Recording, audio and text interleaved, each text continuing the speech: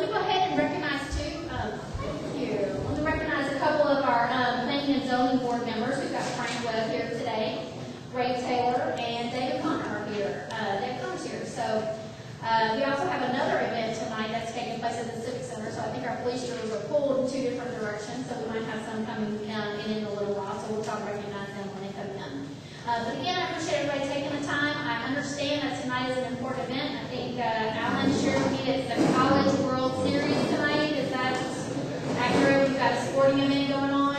So as always, I'm going to continue to share with you that I'm going to keep us on track and on time. So let's go ahead and start jumping in.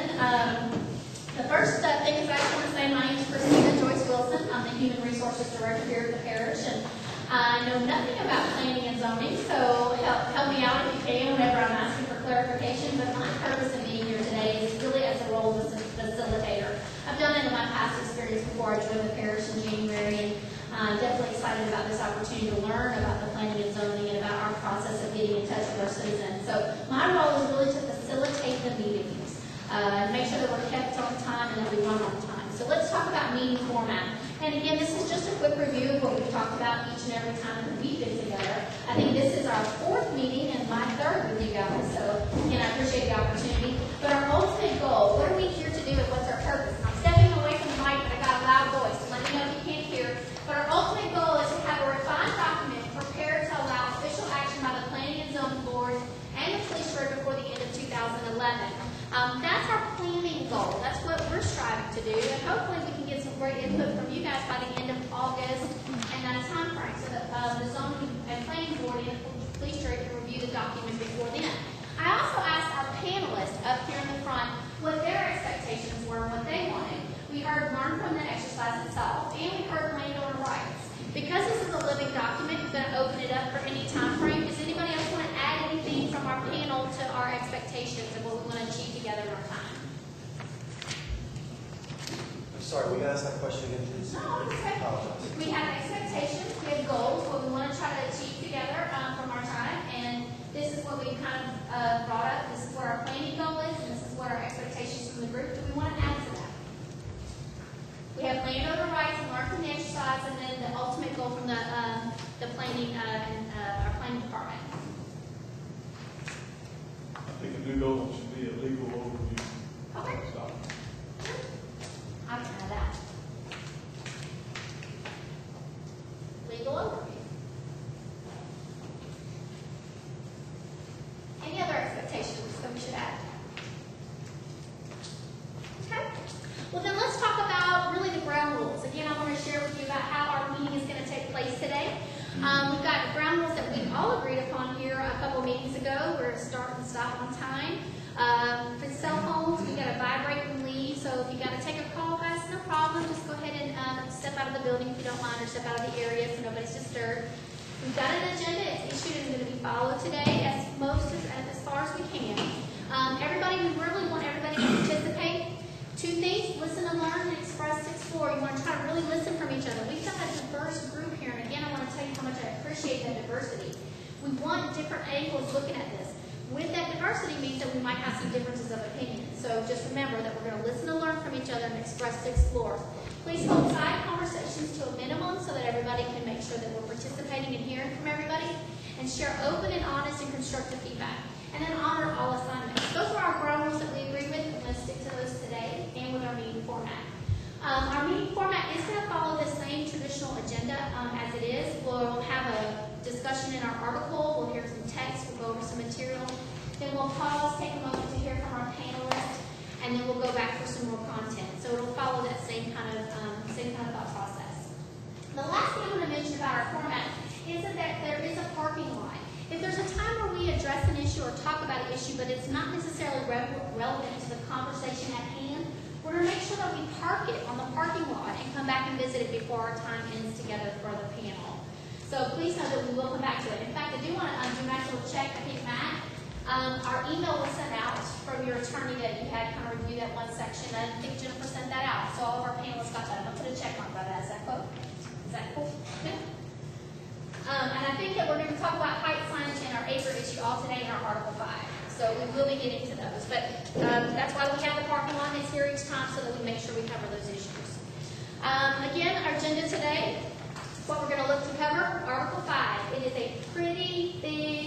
through this document. Pretty comprehensive, it's a big conversation. We're going to try to get through as much of it as we can as possible. We're going to take a different approach. It'll be a tag team approach today. We're going to hear two presenters. Both Jennifer Wallace is going to present, and Wes Crane is going to present a little bit as we go through the material. But again, as the panelists, we're going to get to a pause moment where we'll try to ask all questions and comments at that time. So we'll try to share. If you got one that you just want to get out right away, go ahead and ask it. But for the most part, let's wait for that pause. Now, hey, is it Richard? Richmond, sorry. Are we allowed to ask about back elements of this? Well, Richmond, I tell you what, we can save those to the end. Let's get just to Article 5 now. At the end, we're too late to talk about it. Okay, so what questions do you have? Like, what articles are they about? Is it 1, 2, 3, 4? All of them? No. But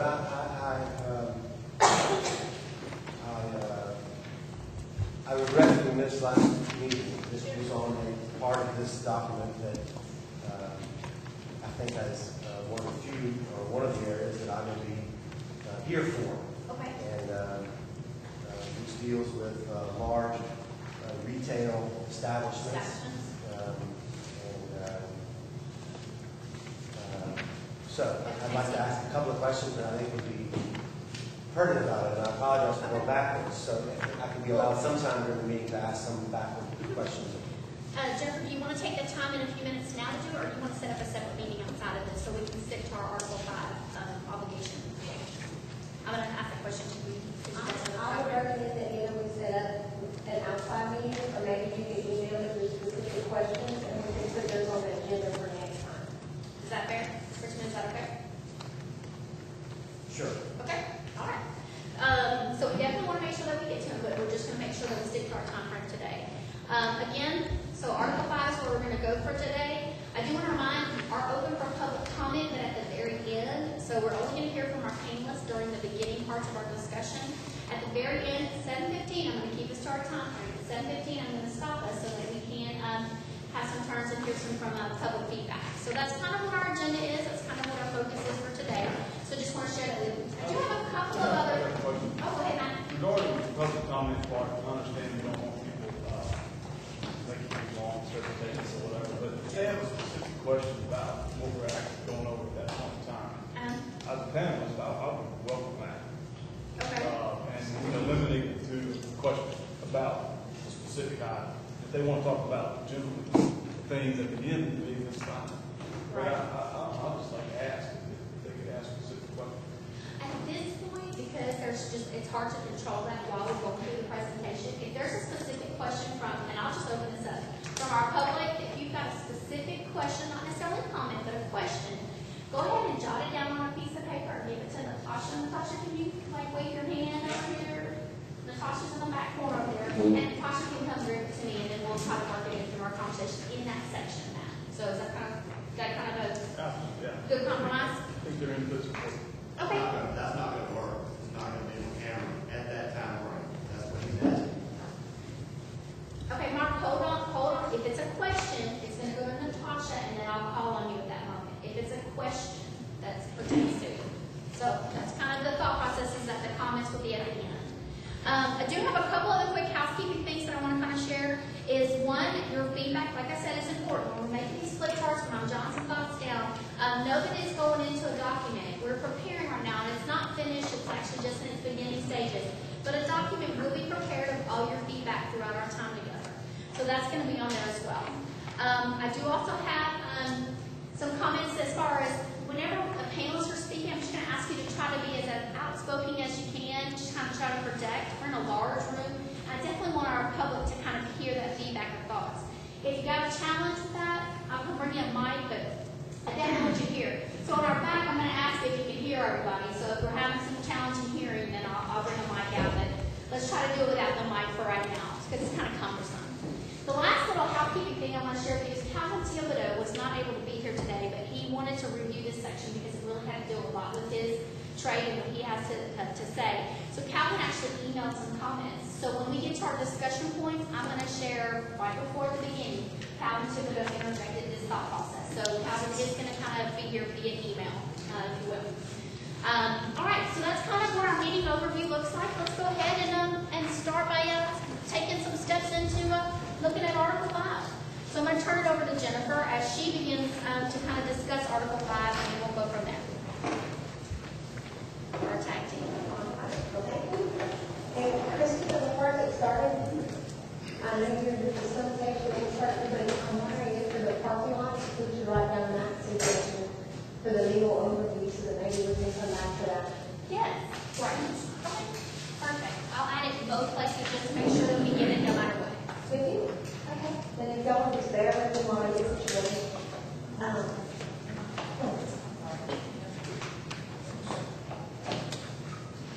I do want to recognize one of our planning and zoning board members that walked in just a second ago after our introductions. It's Tricia Tom. She has been on our planning and zoning board for a number of years, and we appreciate her being here as well as our other planning and zoning board members. I am again in charge of the PowerPoint, so please bear with me if I miss something or if it's a second to catch up.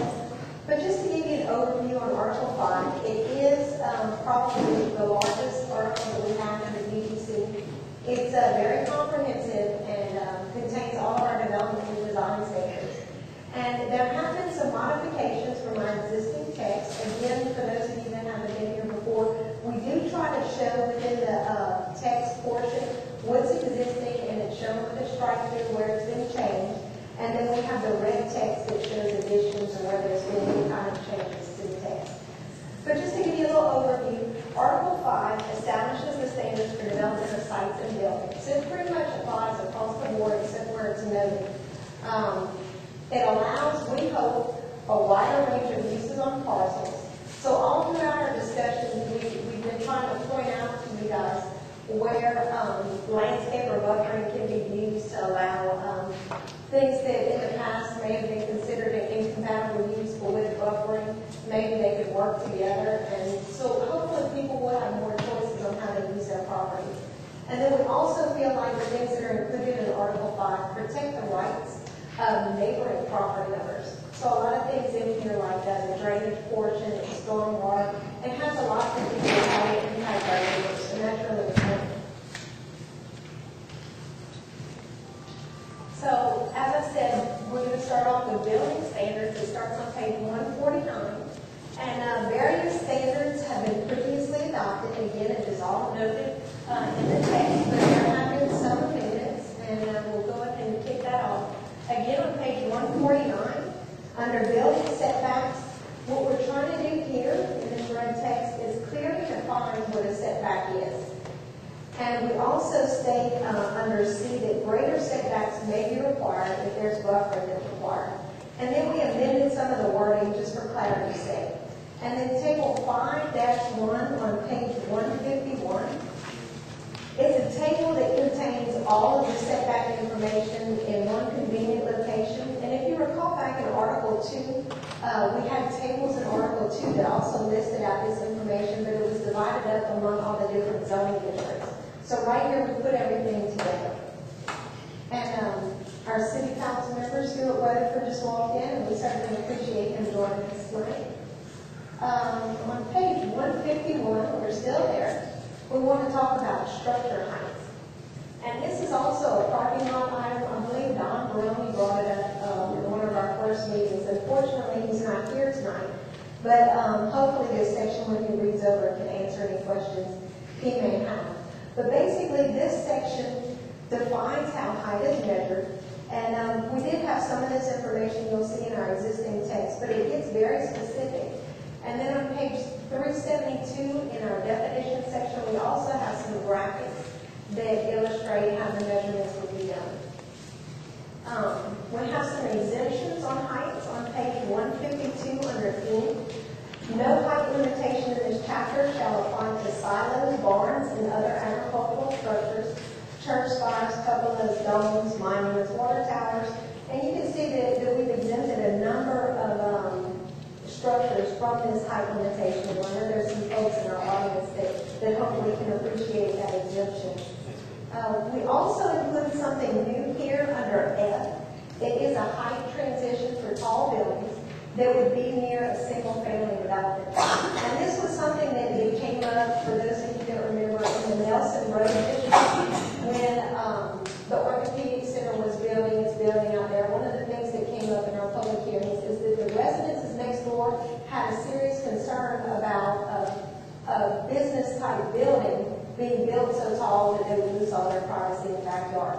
So hopefully, if you take a look at the graphic on page 153, what we do here is alleviate that. So if a non-residential use is placed within a certain amount of footage, 50 feet is what we say here, the height needs to be transitioned so that hopefully we won't have that peeping Tom syndrome that people are kind of worried about. Okay, our maximum floor area. This starts on page 153. And basically the new information says that we want to limit the size of civic uses within R1 and R2 zoning.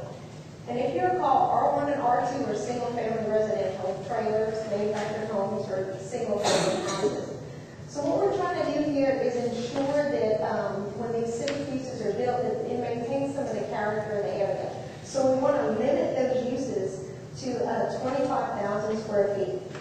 So I think a good example of this is that we have some of these mega churches in our area and a number of churches that are growing. So a church is allowed in these single-family residential districts. So what we're saying here is that we don't want a huge mega church with all the parking and lights and different issues that it may bring with it to come into that neighborhood area. So we're still allowing the churches, we're allowing the libraries, we're just saying only to a certain size.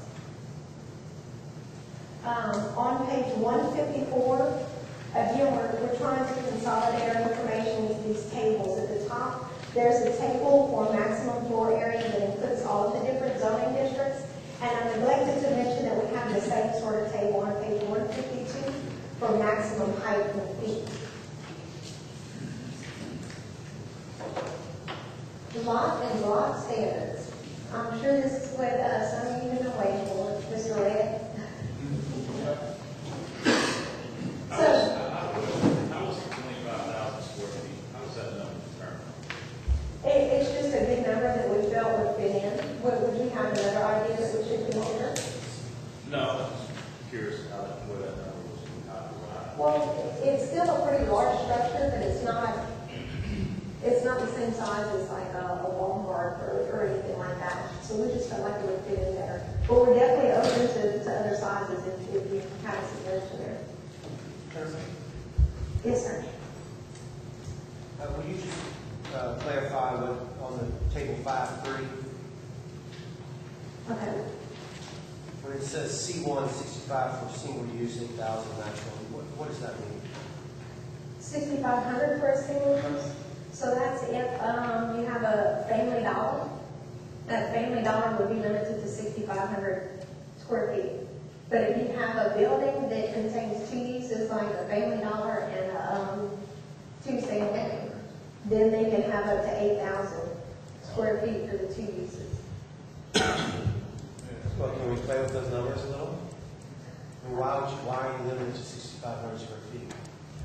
I've had to do this in the past, and I would have to defer to Mr. Vickers because I believe that these square footages have been around as long as he's been here, so I'm sure it was an industry standard. Just give me show us how it works in reality. Well, I think as long as I've been here is that was at one time the minimum was 65. Well, it was 6,500, and it's been that way. It comes out of the old zoning ordinance is really what it does.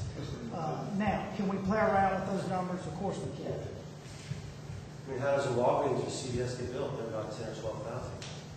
I guess it depends on what their zoning is, because if their zone C2, if you look at the next line, 15,000 Sure, but is what it would be. We would have to check back in the range. there's kind of on the edges of neighborhoods, they like to place themselves that way. And, Well, if you don't mind, let me go ahead and take that example and take a look at our land use matrix, because it is something new, and it'll give me a good idea of working together. I guess when you use the same thing, 6,500 for retail and service, A1, that's agricultural. Yes, agricultural.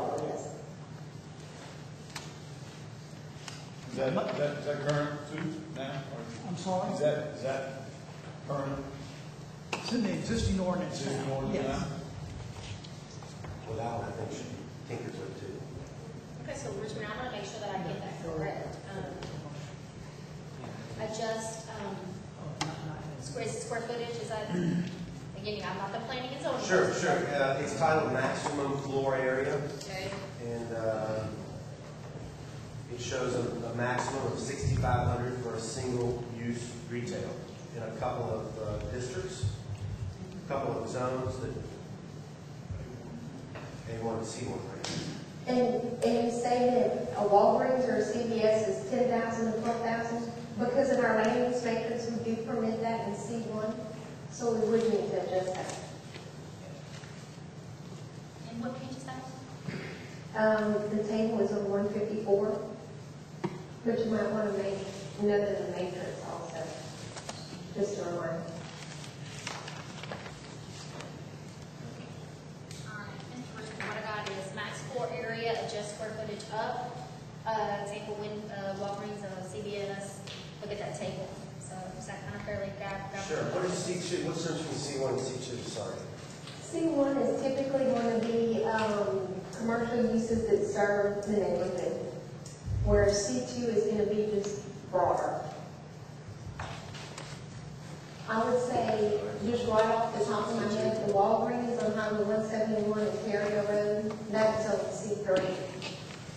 And I don't know if it gives you any level of comfort, but right off the top of my head, I can't think of any recent variance hearings where anybody has asked to increase that square footage. I'm not sure. Richmond, in this C1 zone, we were thinking of some sort of mixed-use district like the city has, you know, that transition zone from residential to commercial. And so we're trying to limit that square footage, you know, in that C1 zone. That's the reason we're trying to do that. But, you know, you're right, there are some, you know, retail sales or types of uses that want to locate near those areas where we have neighborhoods and things like that. So, I understand, and I agree on sort of protecting that. you know, Well, come to mind, we've got a location we deal with in zone C1, and I can certainly see some much larger facilities going in there, 6,000 square feet, but maybe that property should be zone C2, I don't know. yeah. I mean, obviously there's a lot more land out there in unincorporated areas, so it's not as densely, you know, Sure. developed. And so it's a lot easier to go from to a mixed-use district where you have a lot of land. It's just a little bit difficult. Well, I don't know if we're able to restrict the usage perhaps, because I understand you don't want to allow a giant warehouse or whatever to be built on the edge of the neighborhood. So maybe we find a way to add some uses as it relates to the neighborhood or something.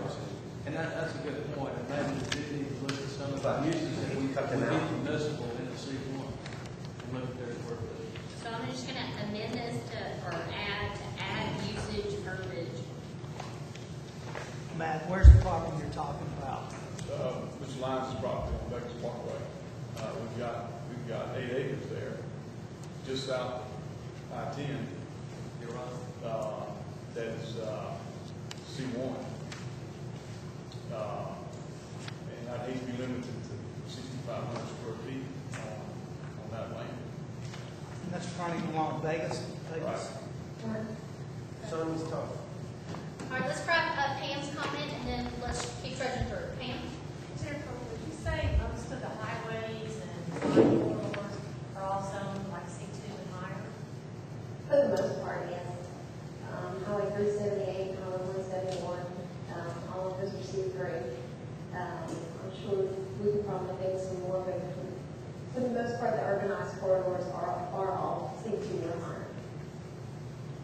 Normally, we would put the C1 in those corner type areas where you might have the edge of a neighborhood. That corridor you have from the Sparks exit from Interstate state to turn off to go to build down is fine.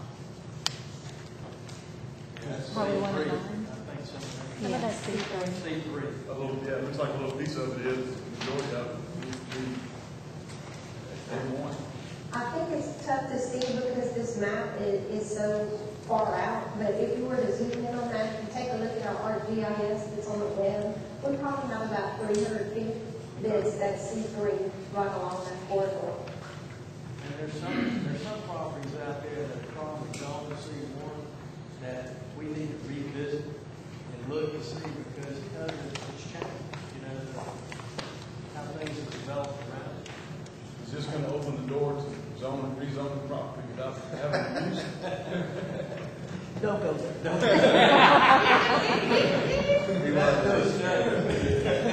Yes, we can always do a study. All right, so moving on.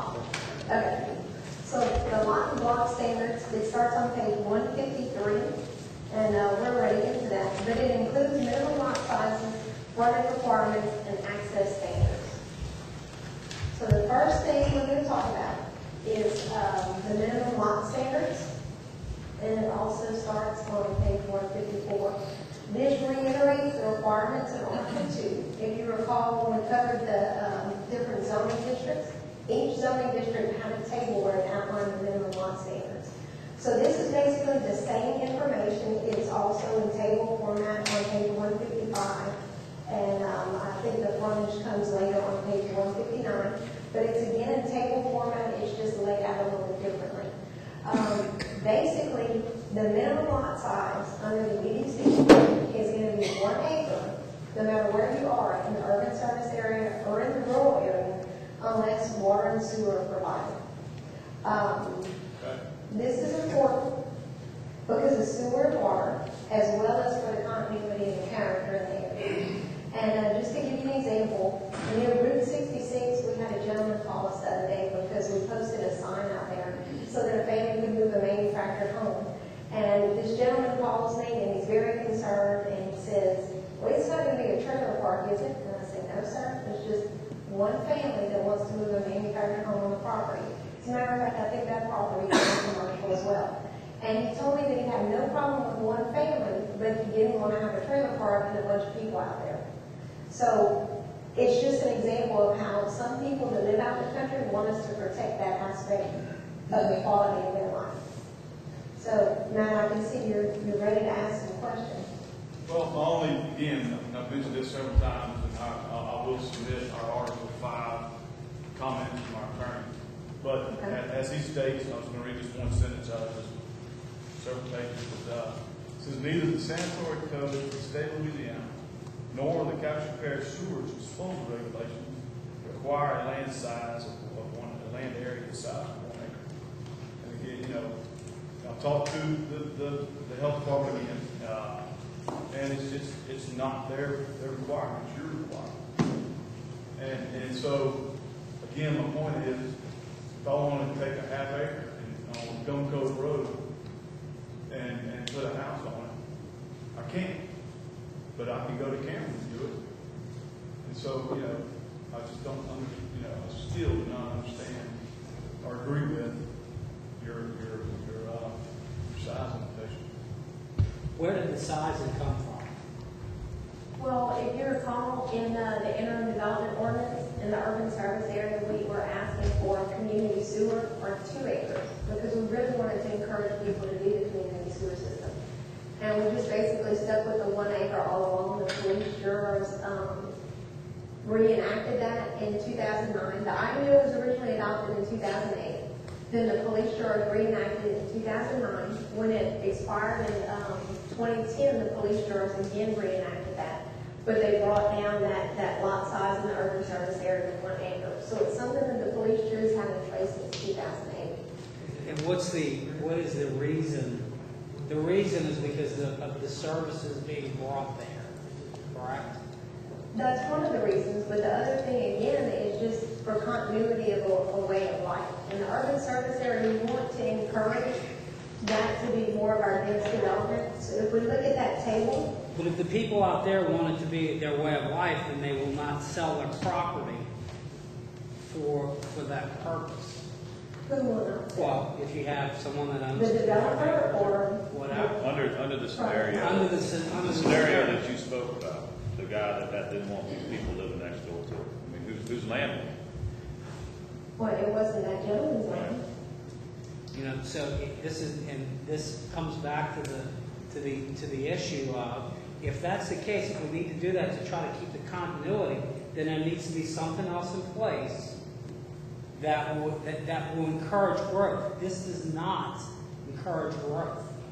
When these guys are looking at it and they're having to take a piece of property, cut it up 10 different ways, give a public space and do all this stuff, that's my concern. We're not going to have anybody doing anything. And so what good does it do if someone doesn't have It's gonna be 1 acre passed- lots next to them and we don't have anything going on here? It'll be passed on to the consumer, and the consumer might not be able to. Stop right here, because I still haven't finished with that. I apologize, but let's just hold on for just a second, we'll go back to that. We'll definitely come back, and I want to make sure that we'll come back to yours, and then, Matt, I think even just to kind of clarify, Matt, I put that your attorney says that the law does not require the 1 acre issue, and that you do not agree. So I got clearly kind of noted that that's what your thought process is, so go ahead and. The one question I want to ask you, I want to make sure that I'm clear, because you know, after we talk, I go home and I'm a thinker, I'm an analyzer, and I want to be able to make sense of what we're talking about and find some kind of middle ground. When you talk about the half acre on Gum Cove Road, is that a situation where somebody has 10, 20 acres and they want to cut out a half an acre to sell to somebody? Or is that a subdivision with 50 lots that are half acre lots? What are we talking about? Either one of them. I mean, if I've got, Well, I think, and I don't work for DHH, but I know I keep encouraging you to do this. DHH's requirement is that there's a subdivision 125 lots or more, then there has to be a community sewer system. And so if I take a piece of property on Gum Cove Road, and I want to make 20 half-acre lots out of 10 acres, and the roads will get some of that, I should be able to do it. And you should be able to tell me not to do it. Did the health unit tell you Yes. that when people go in for subdivision approval, that they evaluate it on a case-by-case basis? Yes, they did. And they told you that what they do is they pull area photography and they look at the area. That's right. And if you remember, Mr. Nichols isn't here tonight, but if you remember a couple meetings back, Wallace Nichols said that when he went to the health unit looked at his property and said, well, you have all of these subdivisions around you, so you have to do 1 acre lots. There's no subdivision on Gum Cove Road right now. So how do we find some type of consistency for developers so they know what the rules are before they start putting things on paper? If the health unit can't tell us definitively today what they're going to require of a developer. It's a case-by-case basis, and so why don't you let the health unit make that call when it happens, instead of regulating it to an acre, just across the board, creating a whole new set of rules. Well, that leads me to the next question. You know, half acre lots are what has gotten us into the situation we're in today. And let's With develop, just rampant sewer issues let's develop a sewer and the plant. price. That's not what got us into this. It's not having a plan for sewer. It's not, yeah, it's because we're That not is playing the for problem. sewer. Okay. Don't stop me from doing what we've done for 30 years. And let's have a sewer plant. And then we can go over all that. Well, I'm just gonna reiterate that when I think it was in our second meeting where we talked, and Alan kind of spoke a little bit about the sewer plant development and, you know, the progress or the steps towards that. So I think that that's part of the discussion.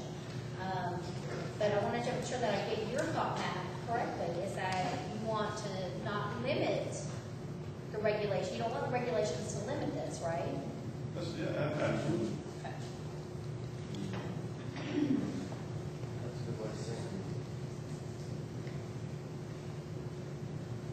I mean, we're all here because of what happened in Moss Bluff. And I'm not, you know, and let's create a sewer plant. Well, it's not just Moss Bluff. Well, or wherever you think else can make it happen.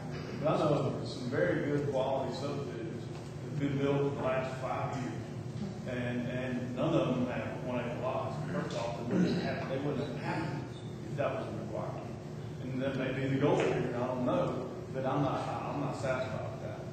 And it just drives the cost up, which the consumers therefore didn't have to pay. And so then you don't have lower end housing developments anymore, not lower end, but affordable housing developments anymore.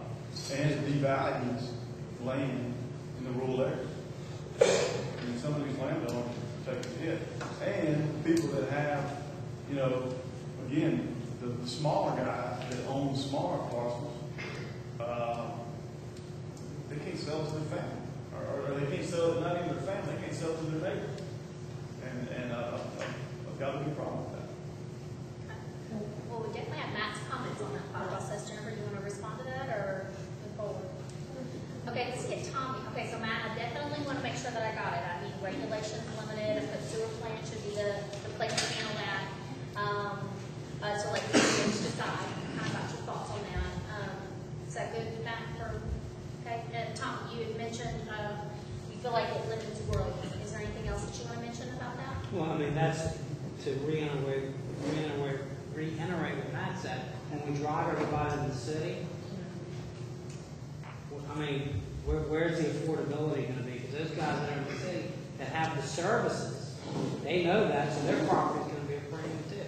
If you tried to find a lot in Southwest Lake Charles on $50,000, it ain't happening. You know, so if we create that problem out in Carlos, we'll have no affordable housing. Okay, so that your thought process, make sure I have it, is that limit the growth and then drive folks to the city. That's what we're doing. That's what And you no feel. affordable housing. Christine, if I could respond to that. Yes, please. I haven't updated this list.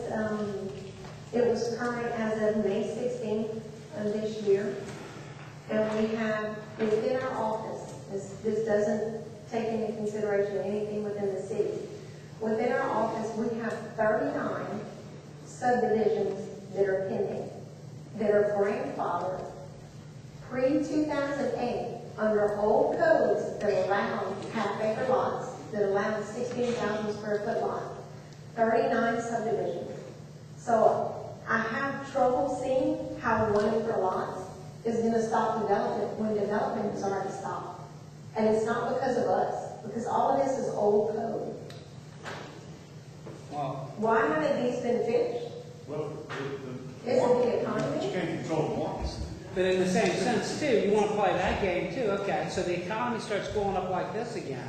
And then, nope, you're doing 1 acre. I have one place, and we talked about it, that they would have done something now.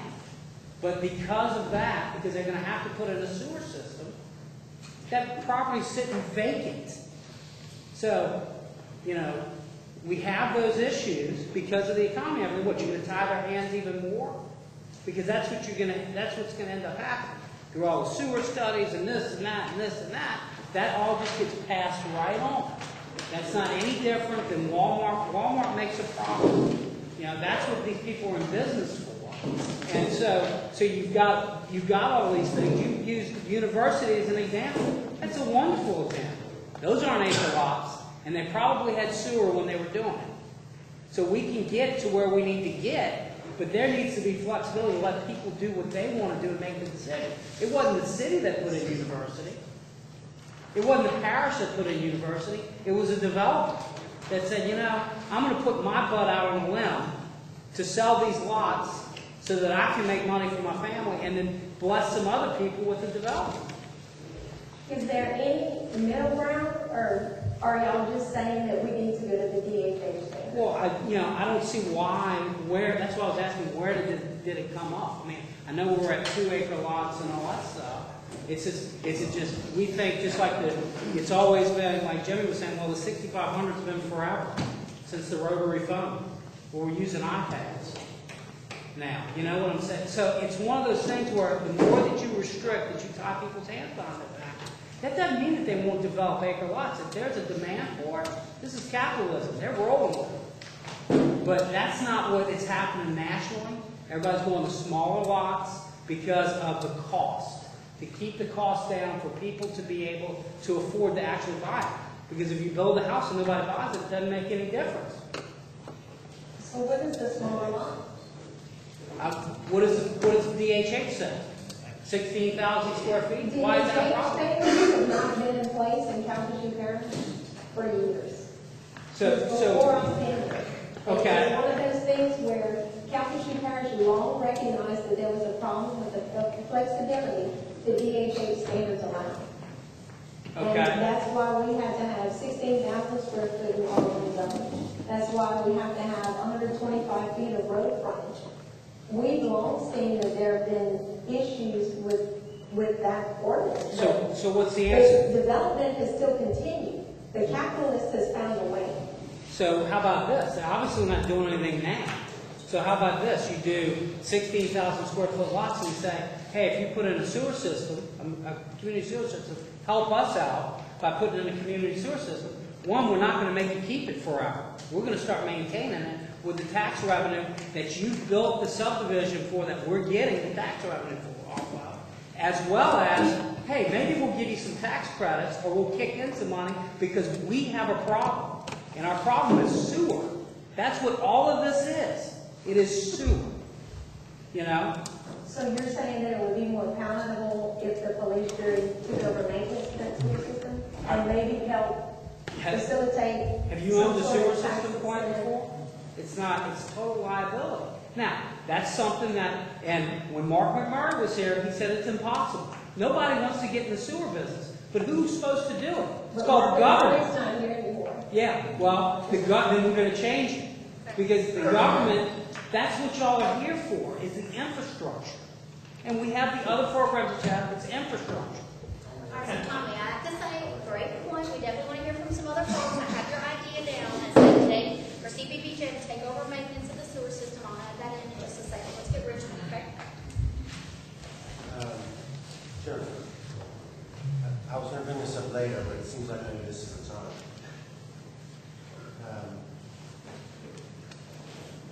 A few of us, I think, that talk about this in a similar business, I think feel a little bit that the reason you wanted us on this panel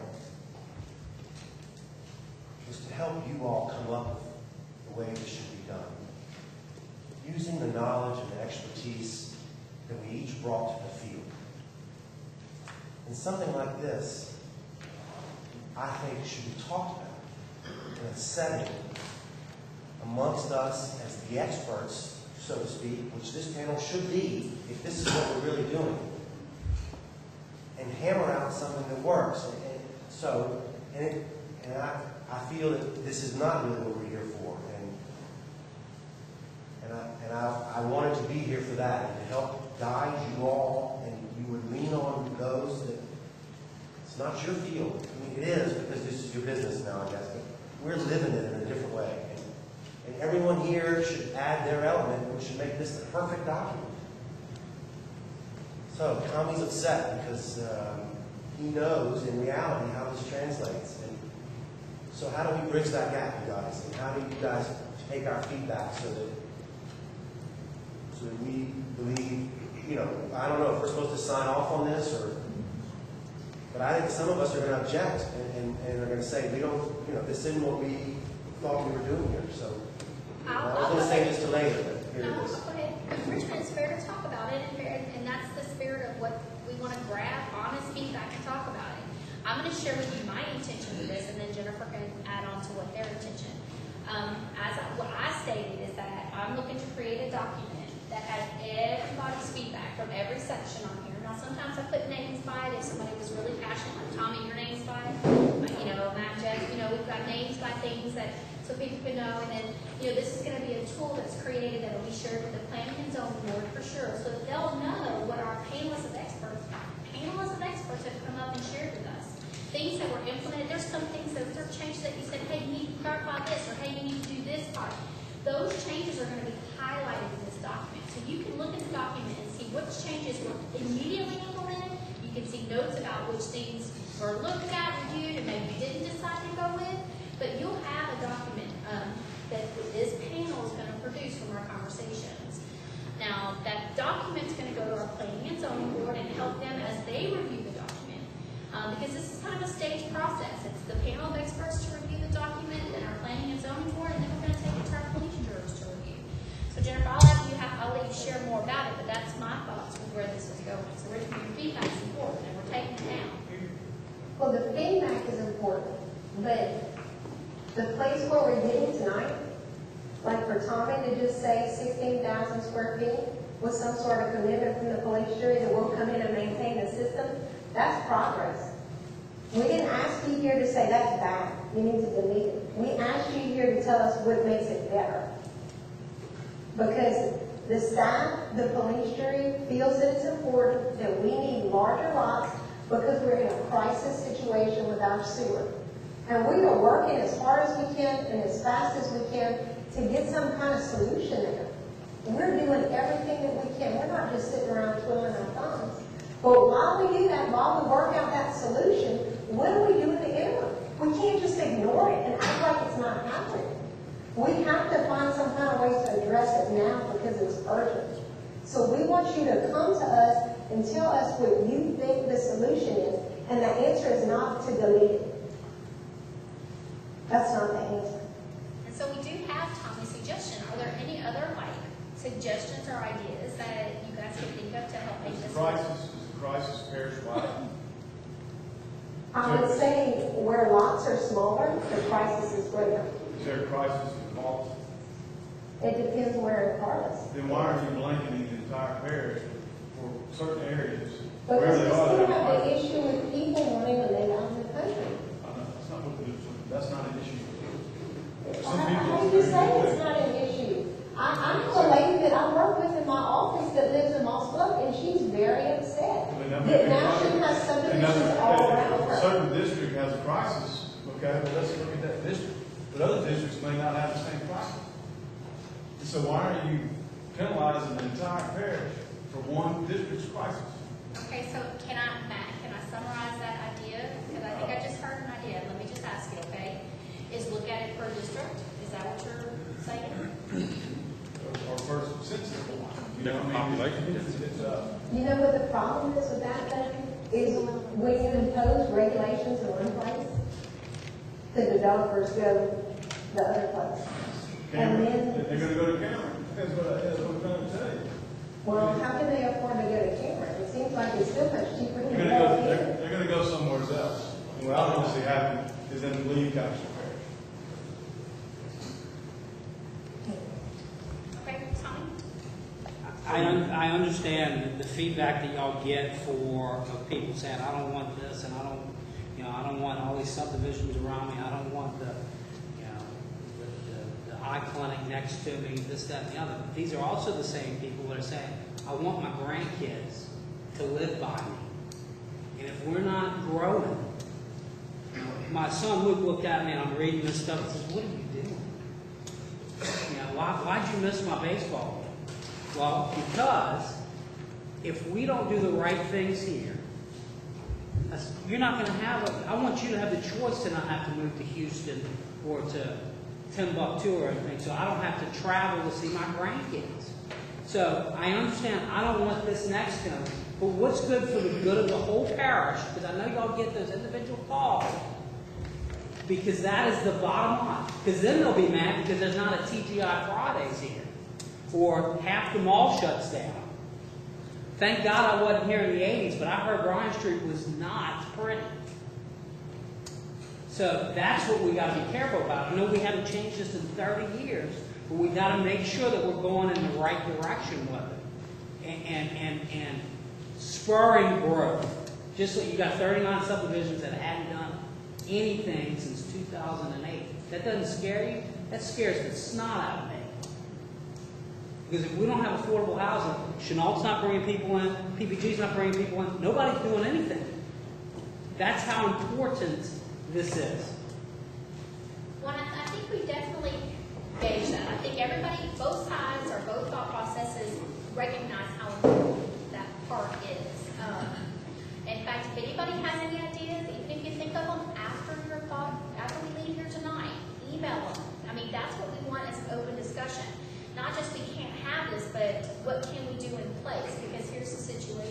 So definitely want to take that feedback and go. So Jennifer, if you want to move on, we haven't got to our pause point yet, but we talked about a lot of stuff. But And you did write down my idea. okay, do you want, I was going to say, do you want me to write down that idea? Okay, so the per district, right? That's kind of the idea, right? Or census block or per crisis area. Okay, divide, is it divide per crisis area? Divide per crisis area? Well, I mean,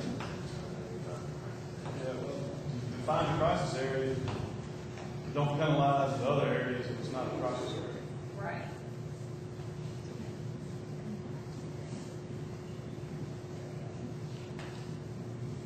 Okay.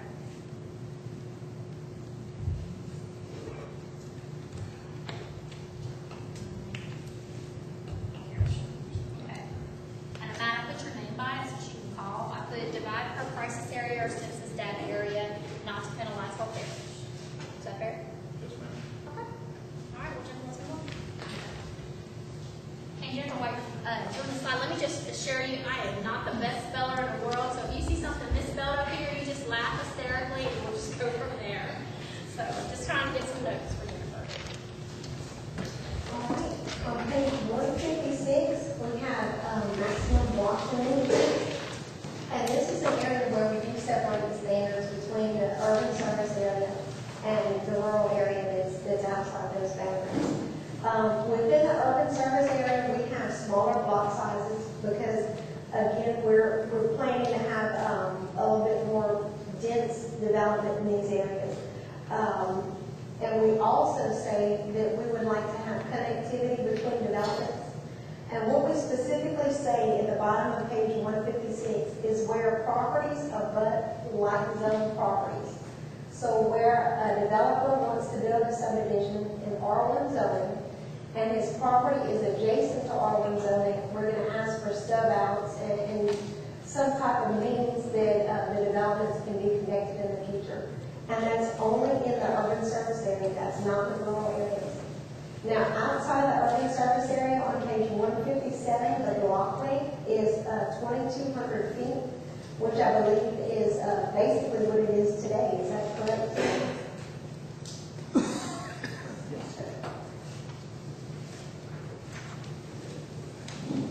And then lot access on page 157.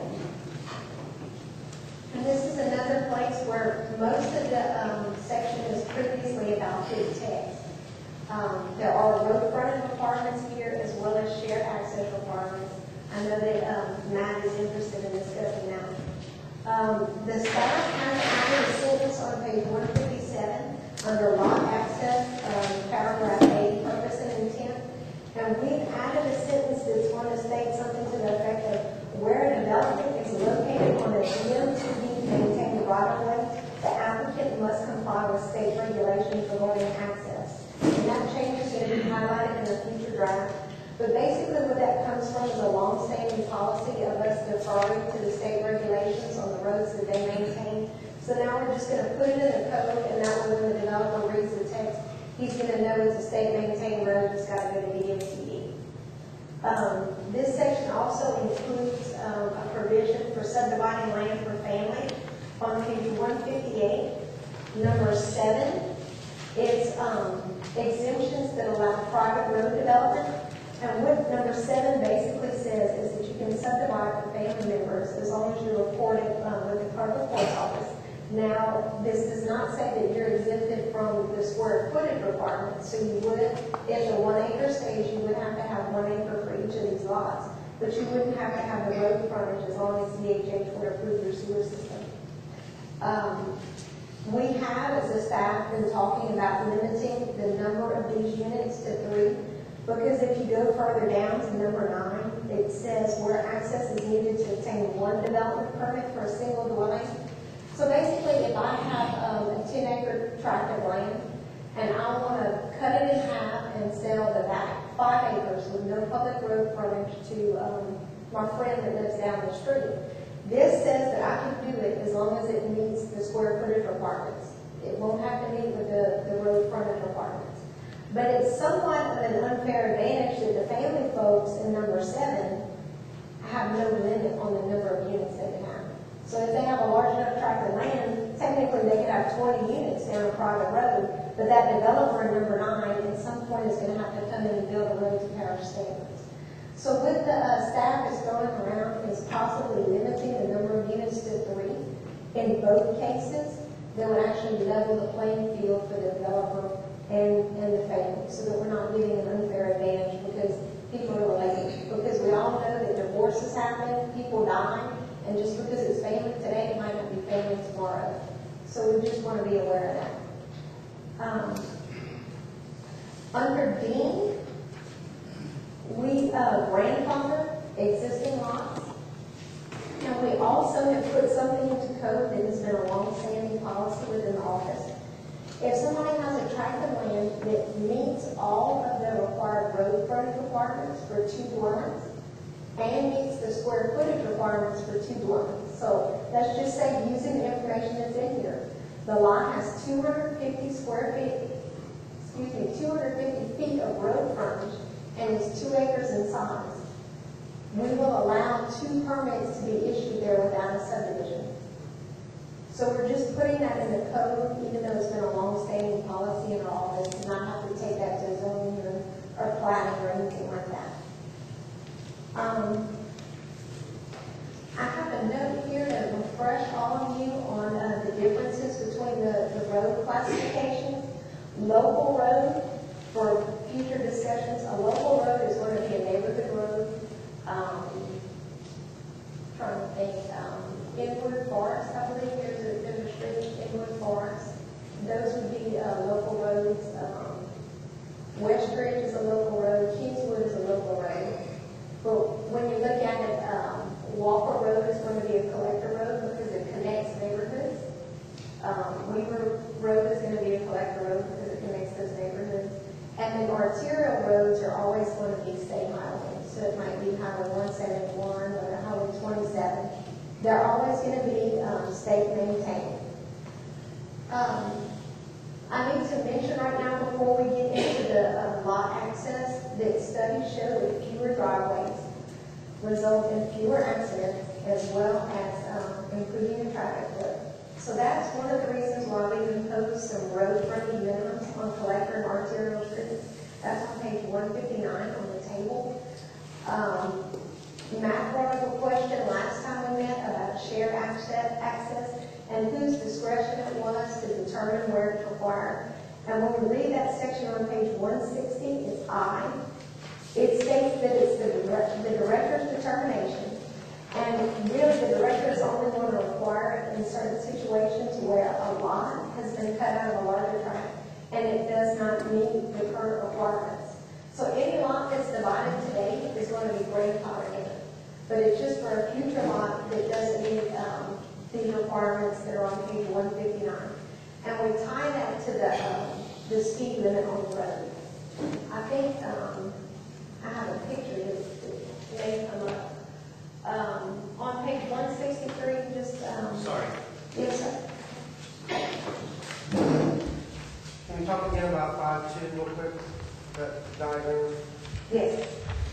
That's what you were just talking about? Now, the figure, the diagram? Yes. Yes. And that's just an example. It's not the law, it's just the example. Because they just won't do it. Big retail stores will just will Or not. Chick-fil-A did it with Walmart. Chick-fil-A is, Long time coming, but it happened. Walgreens will not share engines with anyone unless, I guess there could be instances where they could, but they strongly do not want to share engines. And if they do, it's with someone to drive that's in the middle of the two and just sort of park in other ways and they would never agree to not have an entrance on their property like that. And, One thing, just something to think about. I'm going to jump in on this. It's not. This is an example for a lot of different things in here. But I've had a great working relationship with you, Jimmy, or whoever. But when you have a document such as this, and in 30 years, who knows who's going to be sitting here? But you have, like you just said, it's up to the director to decide, and be kind of a unique situation situation to do it. So how do they know that person 30 years from now is going to be in the same shoes as me and you, me and Jim, okay? And so when you have blatantly in here, avoid this and promote this, I mean, it's you know, kind of eye-opening, I guess is a good way to put it.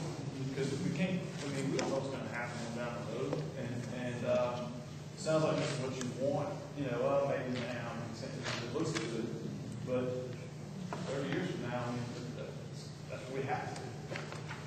And again, McDonald's and Burger King don't like sharing the same drive. Well, you know, you mentioned this at our last meeting, like I said, I mean, I go home just thinking about it, Matt. You went on the line for the past week.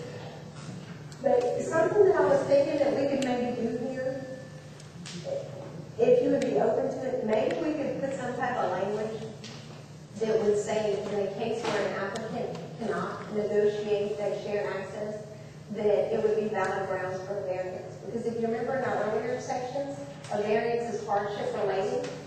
Let's say that developer comes into us and they show us documentation where they've reached out to the Walgreens and made offers with no response. Maybe at that point you apply for the variance and the variance is granted and the shared access is required. But if we put the language in there, then it directs that director in 30 years to follow that. What about that? And keep in mind that this is only for situations where there's a lot that's been cut out that doesn't meet requirements. If it's an existing lot, it's grandfathered. Well, just again, just like numerous other things in here, it's just another hurdle somebody has to go through that doesn't exist now. And I just, you know, I'm all for eliminating hurdles. And that's my concern too. If you just read the document, it said they're even going to come to you to ask. It's kind of like, you know, the Lake Street overlay or whatever. You can do major changes, but if I were just to read the document, I'd say, no, it's going to cost too much money, and go elsewhere. That's my concern there as well. Maybe we need to make it clearer that it is only for those lots that are not grandfathered. I don't foresee this happening very often in the future because I would hope that when somebody's cutting a lot out of a larger tract, they're going to consult this document to see what the requirements are. I mean, we're talking about somebody not paying attention, not following our procedures, going to the court's office and following some that meets and bounds, and then coming to us. But maybe things have changed, but, you know, 18 months ago, I was in y'all's office doing a project on Mosswood Drive, and y'all came back and said, you know, what you, at some level, it said, you gotta have shared driveway. And we're like, what? And so we had to go through all this stuff to eliminate it. And just, again, it's just, that's another headache for the citizens going there, pulling permits or doing things, to wait on y'all to decide what we can or can't do. And, you know, it's just, different people can interpret this thing different ways, and it's not always going to be being used. And it needs to, you know, it's just to have a page in here that says avoid this and promote this. I mean, what are you supposed to think? Well, I really wanted to stay away from philosophical discussions, but I feel like I have to say something here. I know tonight's been a philosophical night, but I wrote this down. I knew this would come up. The American Association of State Highway and Transportation Officials, it's AASHTO, it's very well known. They provide a lot of standards that we follow in Calcasieu, the state follows. Their studies show that 50 to 70% of all accidents are accident related. So when I say that fewer driveways result in fewer accidents, that's a fact according to studies. So we feel like at some point we have to address it. And again, I have to stress that this is a very, very small segment of the lots that it's going to impact. So we definitely want to consider your input, but I think it may just be us stressing that it's a hardship case and things like that. Okay, Jeff? At some level, I like it. if this kind of rule can help us avoid the situation that we have on Highway 14 south of 210, I'm all for it. That's ridiculous.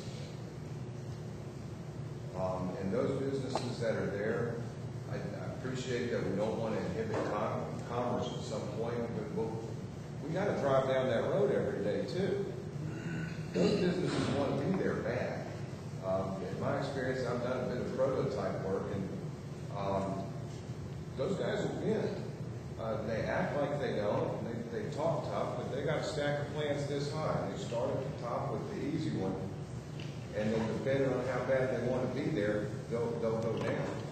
And they've got better plans in there.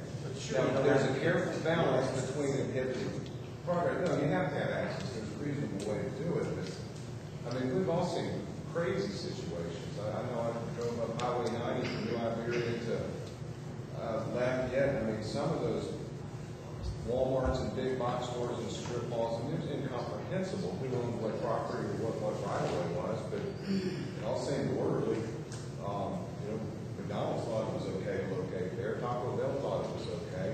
Walmart thought it was okay. It's complicated. You don't want to restrict it too much to inhibit commerce, but at some point, we all have to live with that stuff. Where the line is, I'm not sure, but this is completely bad. Fair comment. This is the example that I use for the residential development, because this is really where those road frontage minimums are going to come in. That's on page 159 down at the bottom. For those new subdivision developments, the new cutting of the track. And I know it's kind of tough to see, but this is Elliott Road, just south of Henry. And it's less than a quarter of a mile from Henry down to the edge of this picture. And there's 12 driveways. And when you go back to the studies that show that 50 to 70% of all accidents are access related, and it's a 45-mile-per-hour road, I mean, what is it like at rush hour? What is it like in the mornings when people are trying to get their kids to St. John Elementary? It's a very valid concern that we need to address somehow, some way. And if you look at this table, what it says is since the speed is 45, the minimum road frontage there is going to have to be 230. And that's not the only way it is. The developer is going to have the choice between providing 230 feet of road frontage along Elliott, or he can do an interior road, or he can go to this handy-dandy diagram and do some shared access. I'm more in favor of this than I am on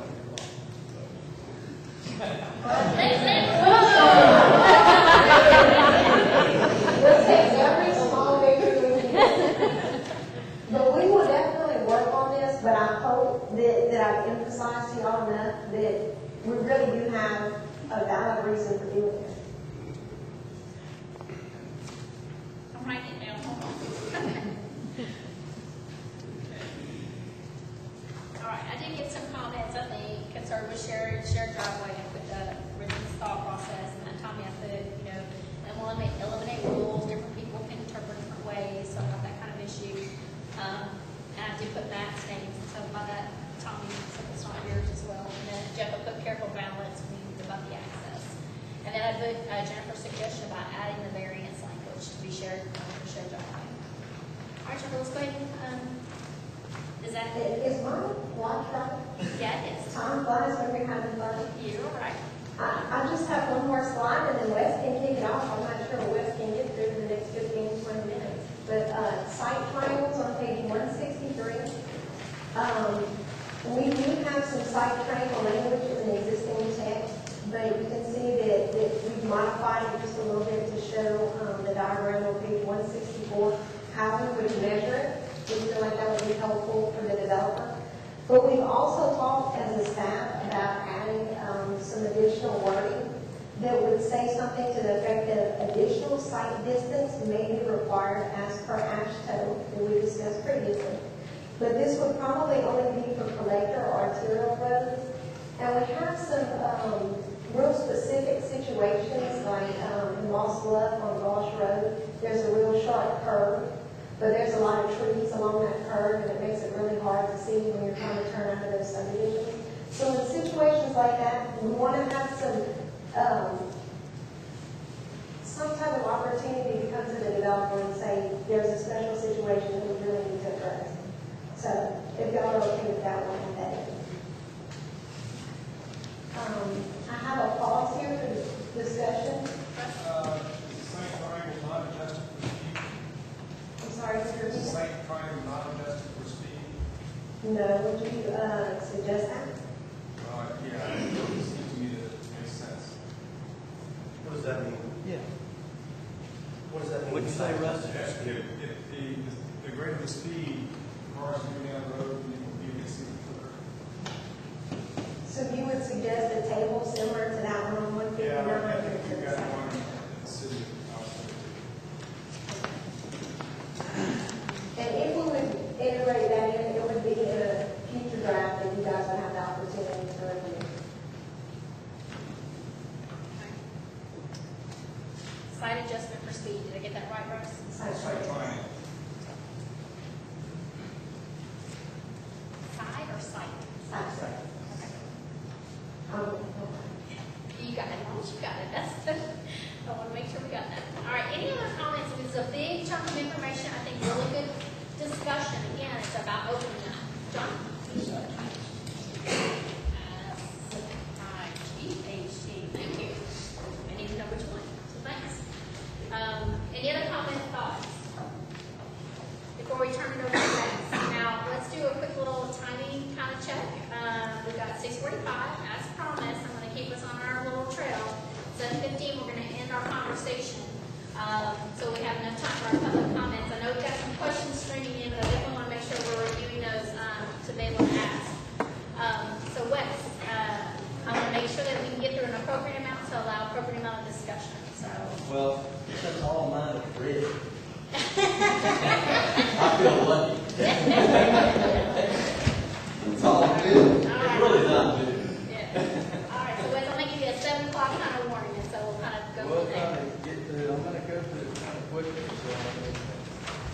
Okay, now how do I? Oh, that's it. Okay, my section is landscape buffering and screening. And yes, it is all red, but most of you guys, I mean, if you do projects inside the city, I mean, this is pretty much, this applies. And really, that's what I did. I tried to write this in such a way so that it somewhat mirrors the city ordinance, so you're not having to go from one thing to the other.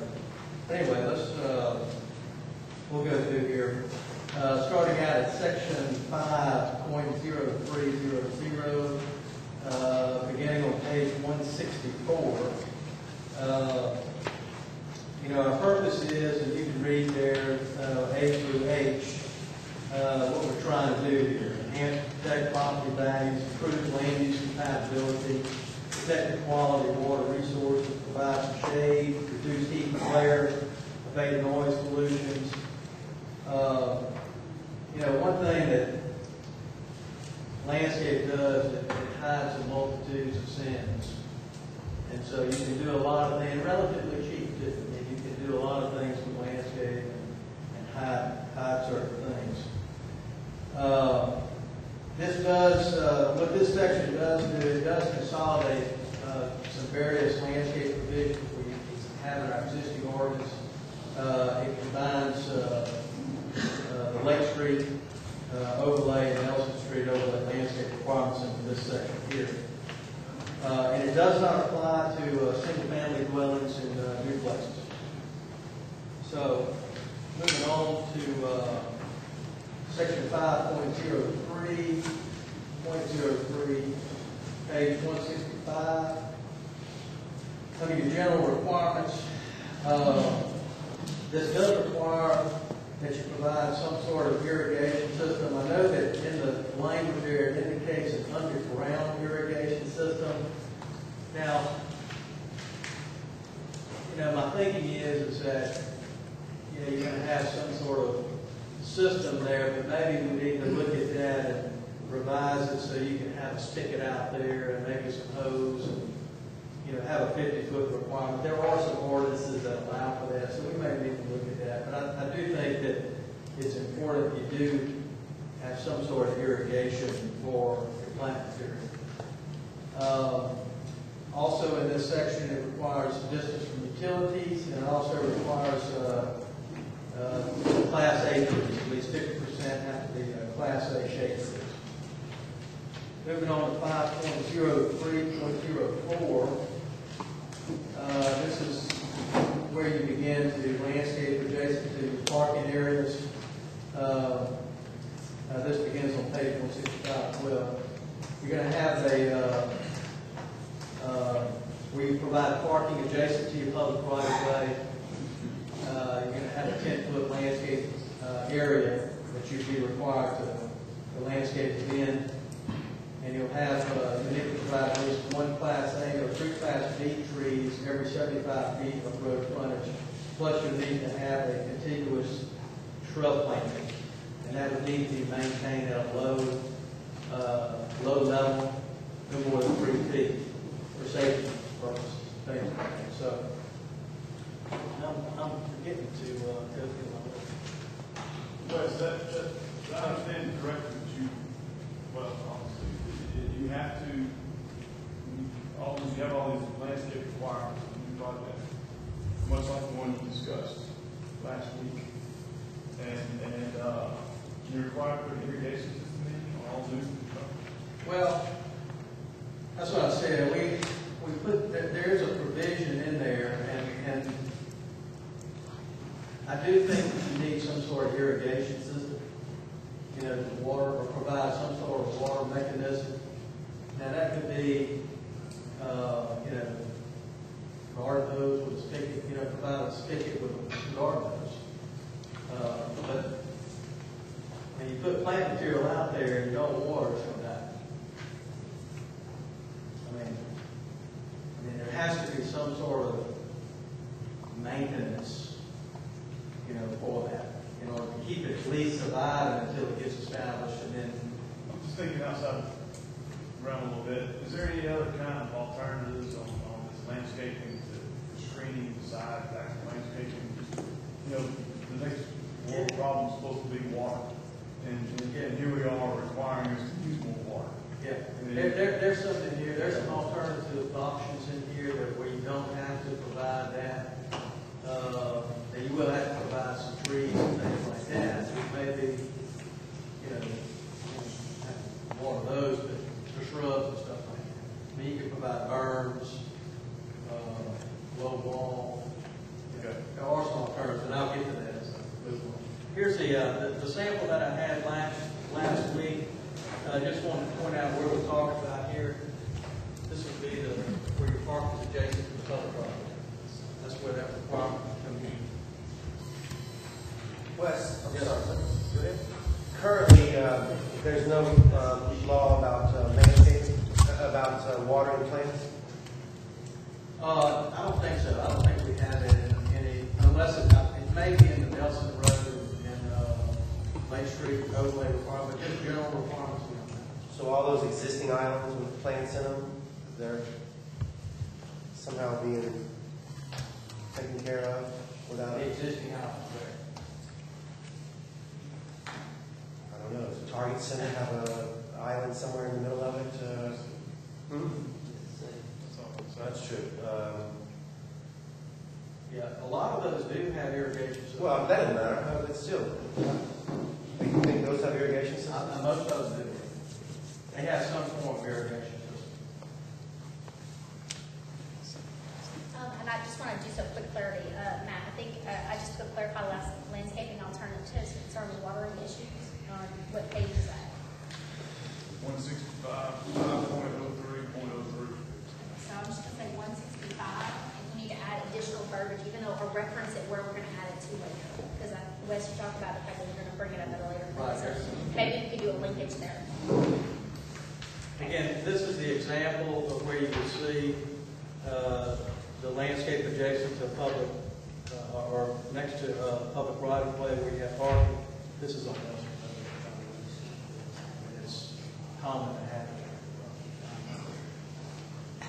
And we did talk about, I think Calvin did point out the point about planting underneath power lines. I think this is set off of that, but the plant material they put in here, they're never going to reach those power lines there. I mean, those crepe myrtles, they're not going to get more than 20 feet high. That's much higher than that. Okay. Starting with section 5.0305, which is on the same page, 165. Wes, can I just jump in before, Yes. since we're kind of talking about Calvin's comments? He did have some verbiage, and we'll include these in the notes, but just to kind of for everybody's sake, he did ask for 5.0301. I was going to just stop and do it at our pause, but I'll just catch up. I'll do a chunk at a time. He did ask to add a section which would protect utilities. The reason for establishing a purpose within UDC is to establish guidelines for the development. The same guidelines should protect the interests of the utility infrastructure. So he made a note on that. He also had some general requirements under 5.303, which you just mentioned. So I'll include his comments in the notes. So if you guys are ever not here and you want to send your comments, please know that they're going to be listened to and put in. So Okay. I'll turn it back over to you. Again, on section 5.0305, which is on page 165, this is vehicle use areas adjacent to property lines. Again, we're just wrapping that around a minimum of 10 feet area adjacent to the property line, and then you'll have a one class A or 3 class B trees every 75 feet of landscape area. What did I do? What did I do? Push wrong. That's not bad. Oh, there we go. That's right here. Sorry. Okay. And going to section 5.0306, which is on page 166.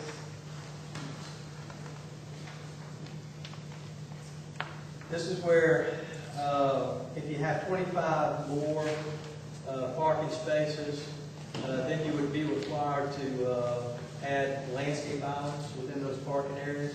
This is to break up that expanse of paving.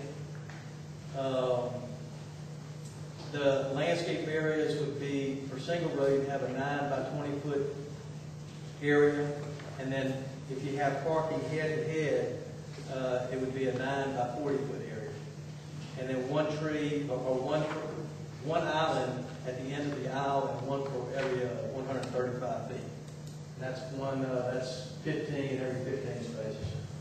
25 spaces, that's a 10,000 square foot building, 400 square feet of space. Yeah, I think calculate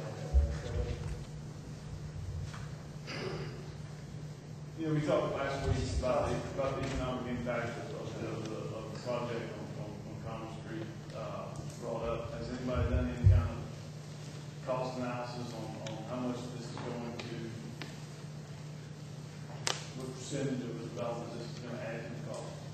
Well, typically in a project like that, I look at that a little bit.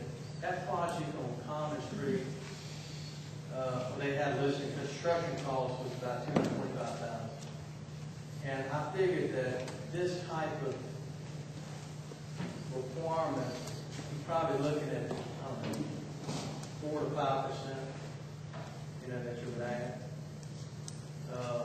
Or you pay 4 or 5% of that cost. And that's what you typically provide in landscape. That's just landscaping. Right. Now, material-wise on the building, that's a different thing. We have looked at that. So when you just, there are 25 spaces provided, you must do one per end of aisle and one per 130. What does that mean? In other words, how you arrange your parking, at the end of that parking aisle, you would provide an aisle. Okay? If you have parking and, you have driveways on either side, then if you have 15 foot or 15 parking spaces in a row, you may need to provide an aisle on that. It just depends on how you lay out the parking. Okay, and it doesn't say how many aisles. That's just, No. in my example, a 10,000 square foot building, 25 spaces, could have a couple of aisles. Good. Depends on how you lay it out. Or I would strongly ask that we consider raising the number of parking. I mean, parking spaces are so important. If you, parking spaces are really important. The more space you have to give to an island, it doesn't help you with spaces. It just hurts. We already have a low requirement, and I think some developments or new developments have been hindered by the lack of parking spaces in them. Okay. So number of parking, what would you, do you have any kind of suggestion, Richmond? Any kind of suggestion of how many? Because they said 25. And you just want to increase, or? Well, I just want to not give up too much space to the islands, that's all. I'm all for green, probably more than I should be, but I want to make it. Might be time for you to go home, Richmond. All right, Richmond, I put consider raising number of parking spaces, too much space per island, and we're on what page, 166? That's on 166. And obviously, here's some examples of that. Yeah. That's right, that's a tough parking lot right there. Yeah. You know, I understand the islands, that just needs to be weighed, that's all. Yeah. Is that really 9 foot wide? I'm sorry? Is that really 9 foot wide? That's not 9 foot I wide. didn't think so. That's right, these are going to be 9 feet wide. This is about 5 feet. Good point. Go ahead, Pam, I'm sorry. I'm gonna go back. An advantage of maybe having a larger island proposed, is that you're gonna have more runoff. The runoff will go in there, so instead of building it like that, for much, we're not gonna have the curbs and allow the water to run off. We do have irrigation on how you get water on this. If you take little cuts on there, or whatever they call that, allow the water to run off, then you're gonna decrease your runoff area and also have your irrigation. So I think Well, it'd be quite beneficial in some other areas. Yeah, Pam's absolutely right. You know, the trend is now sort of, you know, doing away with these curves here and sort of creating a rain garden, so to speak, where, because, you know, stormwater has become a huge issue across the country. And, you know, DEQ is encouraging, you know, water quality for these rivers and everything. And so what they're looking, they know that non-point source pollution, some comes from parking lots. We have fine oil or light oils that run off when you have a heavy rain.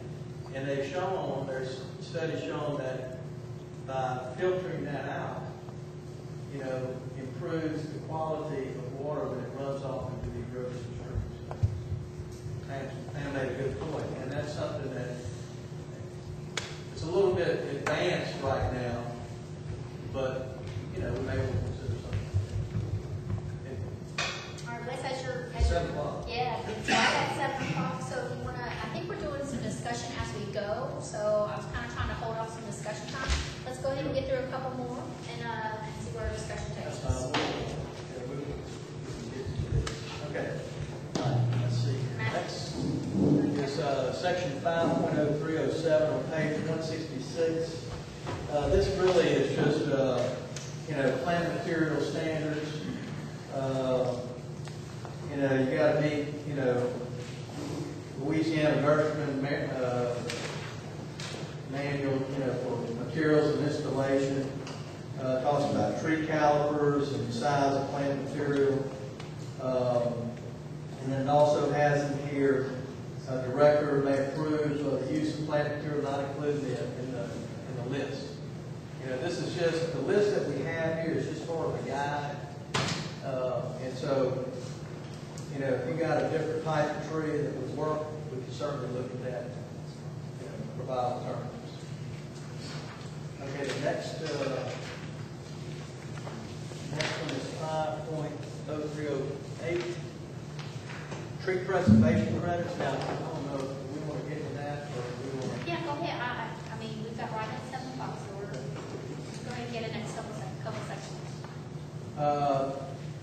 The tree preservation credit starts on page 169. And we would certainly try to encourage, you know, the preservation of trees, Class A type trees, you know, live oaks, you know, good quality trees if you can. Sometimes it's just not, you know, possible to do that. It depends on what type of development and where it's going to be sited. But if you can, we're allowing this tree preservation credit section to go towards the credit of new trees that you provide. So I think it's a good thing. It will, you have to maintain those trees, protect them while you're doing your development, and then they need to be denoted on your landscape plan when it's submitted to the office for review. And then there's a chart in here on page 170, table 5-8, that tells you the number of trees that would be credited towards, and it depends on the caliber of your tree that you're saving. So that's a pretty good tool that we encourage people to use if you can, if it works for you. Okay, and then let's see here. Again, on page 170, which is 5.0309, that section there just gives the director the authority to approve alternative plans in case of a hardship or, some difficulties or something like that. So,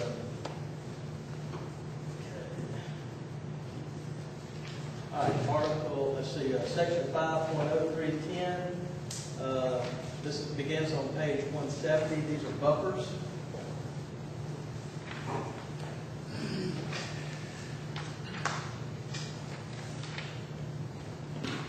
And one of the reasons we're really trying to include a buffer yard requirement is really to allow for the potential for more development or for uses that may not be totally compatible to be developed adjacent to each other.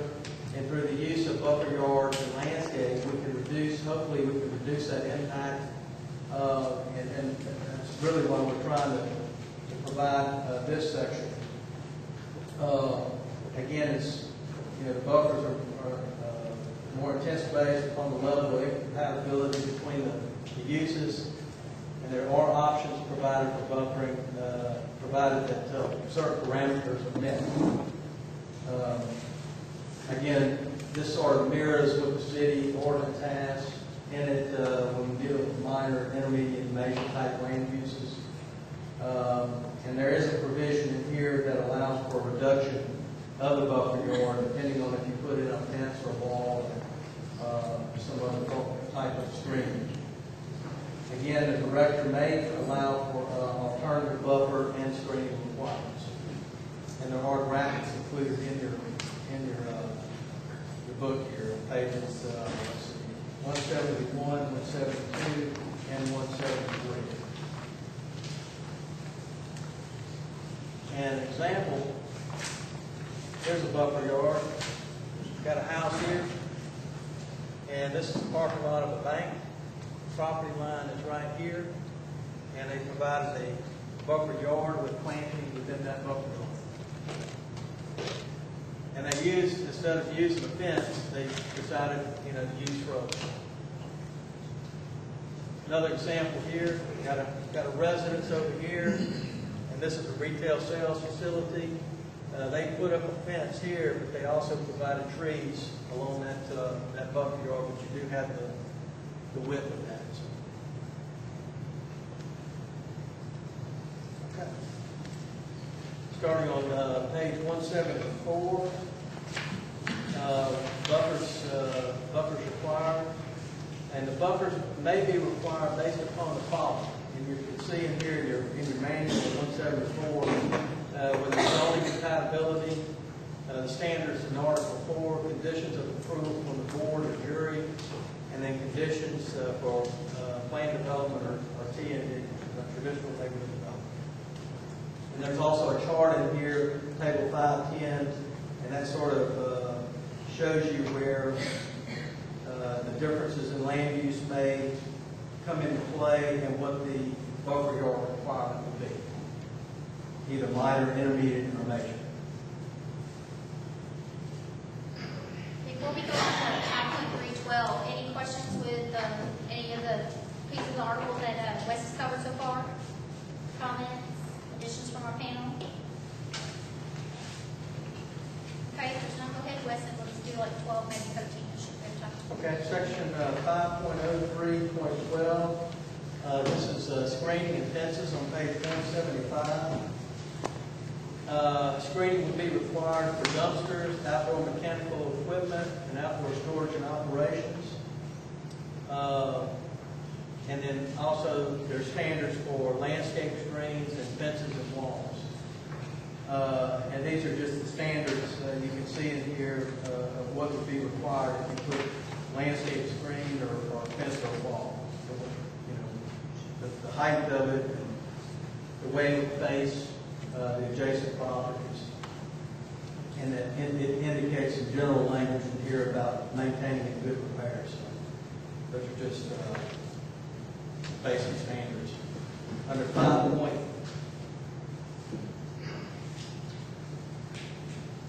And this, what this shows here, this shows the screening of utilities, outdoor mechanical equipment. That's basically what this shows. Okay, section 5.0313. These are the general requirements for submitting plans. This is on page 176, and what would be required. And that, you know, it would indicate that, or it indicates that you have to provide the plan along with your permit application. And the plan has to be drawn by a landscape professional. That could be a landscape architect, a landscape contractor, a landscape designer, someone that is familiar with, you know, doing a landscape plan. I would think that we would probably, if a person wants to do their own landscape plan for their own project, that, you know, as long as it's legible and we can decipher it, determine, you know, that may be acceptable. But if it comes in and I can't read it, I might tell you, hey, go hire somebody to get something, you know, something. Wes, what is this stuff teaching? I mean, obviously, new construction, you have to be required to do all this. But if you buy a building, remodel it, or what have you, you come to a little permit, do some sort of percentage of remodeling, government requirements. That's under, if you have a non-conforming type situation, there's a certain level, and I'd have to go back to that section. I don't know if Jennifer knows the section we're talking about, but there is some level of 274. And is the non-conforming stuff in a different article? That's pretty good, Jennifer. You just pull that up. She's got it memorized. She knows the Actually, it's in Article 5. It's at the end of Article 5. Okay, So so is it's it been in covered our? in our next meeting. Yeah, that's under non-conforming. There is some, I mean, there has to be some level where you can go into a facility and remodel or whatever and not have to comply with these requirements. So there is going to be some level. That's under, again, non-conforming situations, which would be covered in, again, the next section. I put that on our parking lot. Okay. Okay, and under 5.03, how are we doing? 5.03.4, this is just, you know, requirements for maintenance of landscape buffers and screens. This basically gives you, or tells you what you have to do in terms of keeping your landscape up to conditions and fences and things like this. Just a general, section in there for that. So that's Perfect stopping point. I think okay. that. We'll stop and yeah. Yep, and, so any questions or comments from our West Judgment? Go ahead, Jeff. How do you enforce that? How do we enforce what? Here it is, I go build my building, I landscape it the way you want it, I'm not a good gardener and all my stuff not. Yeah. Well, there are provisions in here that if it dies, you gotta replace it back. You know, and that's But what if I don't? whether there's penalties. It's a violation of the ordinance. Okay, so do you write a ticket or there's? Oh, well, there could be civil penalties imposed, there could be, Jail time. what's that? There is jail time on some of your. Yeah. Don't get yourself. No, you're absolutely right, you know. just curious, I see it happens often, a property gets developed, they put up a nice landscape setup, it looks good for a few months or a couple of seasons, drought comes, something happens, everything dies, and then there's just grass. Couple comments, you know, last week you had the new building, and there were 29 new provisions that would get kicked in. You said a while ago that you estimated that landscaping would be about 5%. About 4 I would kind of argue a little bit on the I think the sprinkler system would cost you 5%. Could. But did you do any other math on that thing as to what all the other restrictions, the economic impact on that facility? I know we're talking about landscaping, but what's the total? I think somebody brought up that. I think Tim brought up last meeting. What's the economic impact of this book on that project? Well, I know there was something brought up last week regarding materials and what it would cost to do exterior cladding, you know, and I think in the ordinance that we're producing, we're looking at cladding the whole building. And so we did look at that. We looked at what the cost of that would be if we did brick and EPIS. And so, I mean, you're looking at just roughly, you know, $35,000 to do EPIS for that particular building, and then I think $27,000 to do it in brick. So $60,000. I need to jump in here because it also says in the design corridor standards that if you appropriately screen the sides of the building using landscape, that you can use an alternative material for the sides and the rear. That's right. So the price that he's giving you is for all 4 sides. That's all 4 sides. But as an alternative, the developer could provide additional landscape and screening and not have to do that. I think if you did just what they were providing, I think the front and portion of the side, you're looking at, you know, that could be done for. But just, you know, again, we don't have the hard numbers in front of us. But Right. It's going to depend on each project. Roughly speaking, we're anywhere from 15 to 20, 25% increase on the cost of the commercial project. So Matt, Is that in the ballpark? I think that's a fair assessment, but I think though that, you know, I guess you have to look at if you resold the building, or depending on what type of use you put in that particular building, you know, does that increase the value? I mean, the real estate guys, you know, they all know. I mean, if it was a retail sales facility, would it, I mean, if you didn't do some sort of exterior modification, would that, you know, would that increase the value of that? Well, depends on where you put it. I think the answer is no. Yeah. okay, let me just make sure that I'm grabbing some thought processes, and I promise, Russ, I'm coming to you. I put issue with added cost for Matt, and then I put the question whether it adds value, and the answer is no. Russ, comment? Yeah, this may not be much of an issue for you guys, I don't know, but for infill projects, say like residential, the last guy to build was always a guy, you know, a lot higher than anybody else, and causing problems with either interruption of overland flow or dumping flow on the properties and that kind of thing. Do you address that in here? And the drainage For drainage? In the drainage ordinance that we'll get to, there are some field mitigation requirements, but that's going to come later on. That comes later. Okay, thank you. I'm just going to, Russ, put drainage over here. Is that going to remind us, Jennifer? Okay. All right, Wes, thanks a bunch. Any other comments from our panelists before we move on? I do want to just share Calvin's couple of comments. He said, you know, he tried to advise no tree will be planted below or overhead utility power line regardless of height. No tree will be planted in an electric utility, service or easement. No need to ensure landscaping areas around power lines that do not contain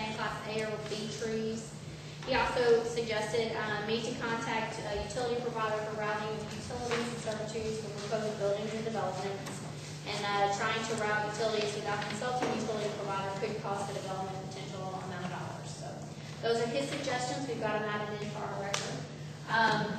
So any other comments before I turn it over to our public comments? Panelists, any thoughts? I saw one thing in the matrix that is okay to back up to that real quick.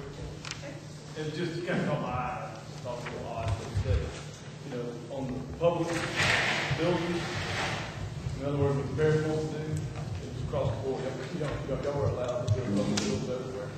And it was the only one that had, what caught my eye was the only one that had all these.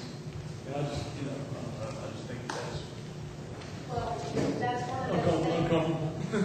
that I think is subject to who the director is, and I think as long as Jimmy is here, that we can feel pretty safe that he's going to do what's in the best interest of the public, but we probably do need to change some of that language to remove some of that flexibility, so we can look at that. And when, just so I can make sure I put in the notes what areas I am. Matrix, Uh-huh. public uses. All right, Mike, I'll get one. All right, before we actually ask for public comment, I will say that we did get some questions, and I think some of them will be addressed later, like we had a couple of non-conforming questions, that kind of stuff, but we did have some general questions which we might ask real quick, and Jennifer will kind of lean it to you, but again, any of our planning experts can answer that, is what of the Louisiana parishes have adopted the proposed UDC or a similar UDC? If memory serves me correctly from our first meeting, East Baton Rouge Parish has one. I know that Bossier City, their metro planning has a unified development code. St. Tammany Parish, Jefferson Parish, Grove Ridge actually has one that's proposed. I don't think it's been adopted yet. So there's quite a few throughout the region. But you have to keep in mind that Calhoun Parish is one of a handful of areas that actually have land use regulations outside the city limits. So we have typically been the leader, not the follower. The leader, not the follower. Right. Okay. And I know there were some other more specific questions, but I'm going to leave that over to our public comment. So I tell you what, I'm going to go ahead. How many folks do we have more comment from our public? Okay, so okay, so gentlemen, can you just say your name? Nice blazer, pink tie. Nice blazer, pink tie's name is Jack Roach. Okay, all right, Jack. Thank you. I just want to mention that planning not only develops land, but it has social consequences. And a couple of things that I think should be of concern to us is it important to us as a social consequence to have home ownership and to try to preserve that in contrast to rental or tenants. And in addition to that, is any thought given to the impact of this plan vis-a-vis school districts? Because it's been my experience when new folks come to Lake Charles, their first question they ask me is not, what kind of unified plan do you have? But, what are your school districts? What are your schools? And I submit to you that school districts are going to drive the location of our citizens, perhaps more so than planning. And because of that, it's going to concentrate the development in those areas. And it appears to me that because we have a limited amount of land, one, because people want to live in a given area because of school districts, and two, in the rural areas because we have a significant amount of wetlands, the effect of this plan is going to drive people to live in more denser urban areas rather than living in the traditional single-family subdivisions as we see today. And one particular aspect of that, I think, is just going to be the plan itself. The cost, the additional cost, and that was one of my questions. Have y'all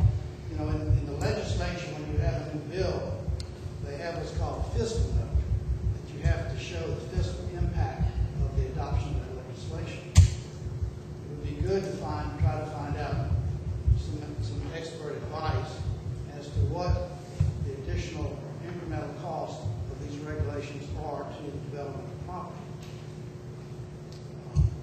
So I think those things ought to be kept in mind. I will tell you this.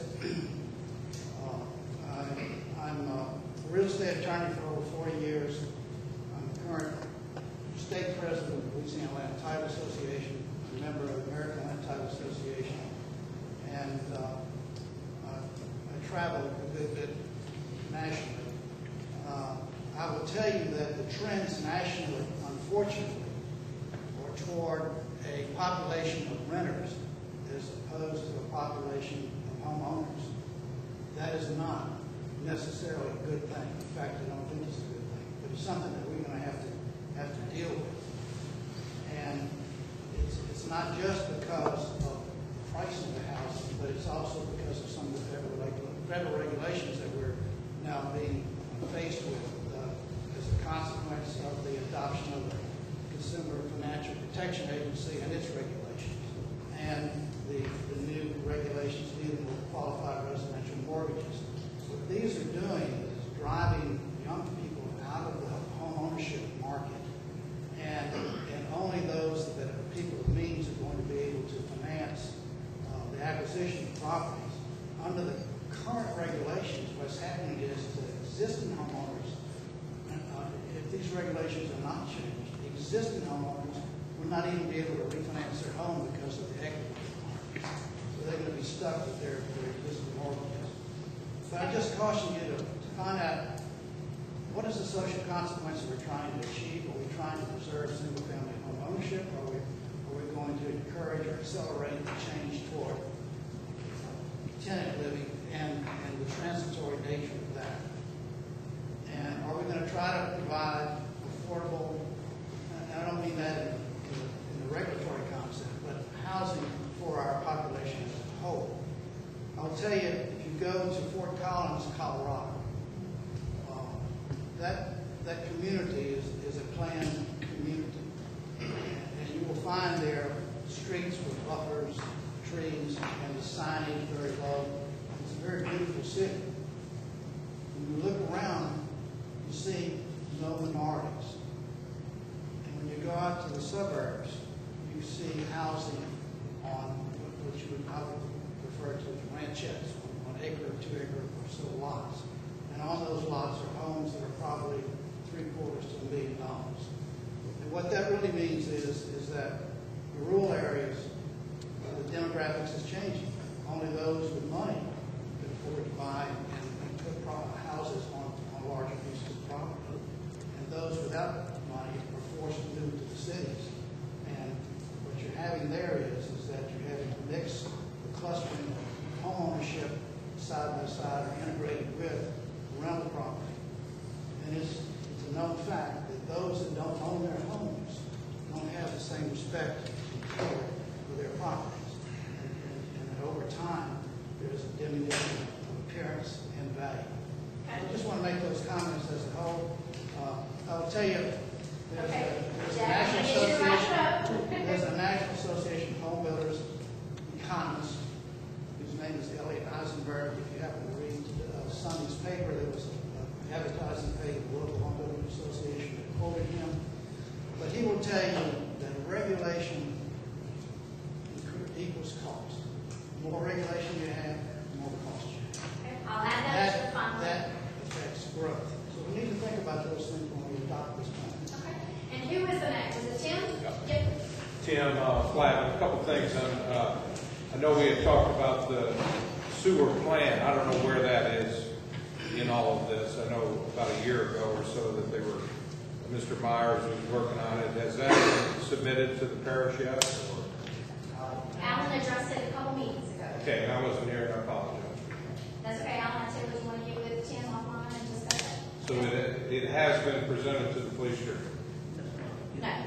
Okay. My point is, Hold on. Alan, say. When Ms. Ryan working on this, and then we see the district. I I can't hear you, I'm The sorry. plan that my group is working on has been submitted. The police group is recently moving to another phase, the strategic planning, trying to implement the plan now. So that original plan designed all, basically the sewer systems throughout the parish. The phase we're in now is strategically planning to implement the portions that can be implemented. Okay. My point is, I see a need to rush. I know the parish has been working on this for 3 or 4 years. I see our ultimate goal is at the end of 2011 to get this quote adopted. My challenge is to have that sewer plan in conjunction with this plan, if we're under a unified, code or whatever. And then my second point is the issue that one of the groups that I represent, I'm a licensed real estate broker and also a licensed state general contractor. Both of those groups is cost. Is a big issue.